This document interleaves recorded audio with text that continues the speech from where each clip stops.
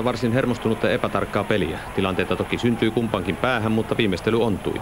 IFK oli alusta lähtien aggressiivisempi joukkue. Kiekko Espoon tavaramerkit luistelu ja taklaukset ontuivat tänään pahasti. Erän puolivälissä Olli Jokinen tuo kiekon vahvasti yli siniviivan, syöttää Miikka Elomolle, joka löytää tarkalla syötöllä maalin kulmalle nousseen Kimmo Timosen. Erä IFK:lle 1. Jukka Holtari, musta kirja on täynnä merkintöjä. Missä nyt mättää? Vähän tahmeata on nyt alku ollut.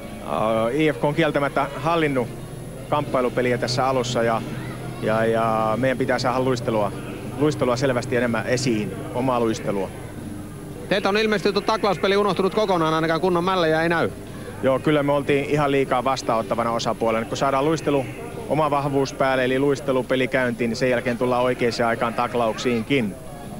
IFK on ottanut tuon keskialueen aika tiukasti, te ette meinaa millään päästä nyt tänne hyökkäysalueelle.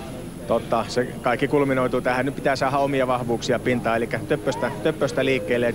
Joukkue on pelannut hyvää luistelevaa jääkiekkoa viikon 2. Nyt vaan sama vahvuus esiin.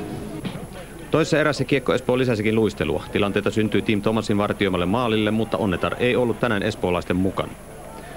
Espoon maalivahti Ari-Pekka Siekkinen jatkoi hyviä otteitaan pelastamalla Tukun maalipaikkoja lähitorjunnoillaan.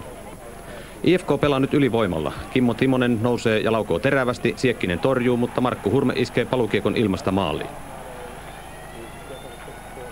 Heti IFK:n toisen maalin jälkeen Kiekko Espoolla on pari todella vaarallista tilannetta. IFK:n puolustus, maalivahti Tomas Viimeisen Lukkonen selvittää tilanteet ja kolmanten erän mennään lukemista 2-0. 3-0 on IFK:n työmyyrän Jarkko Ruudun käsialaa. Ruutu jättää toiseen aaltoon Johan Davidsonille, välitön paluusyöttö takaisin Ruudulle, joka vetää rauhallisesti ohi hyvin pelanneen Siekkisen. Kiekko Espoon paras teho oli mennyt ilmeisesti hyvin TPS-otteluihin. Ylivoimatkin olivat perin tehottomia, paukkuja ei tuntunut riittävän hyvää puolustuspeliä pelaavan IFK-miehistöä vastaan.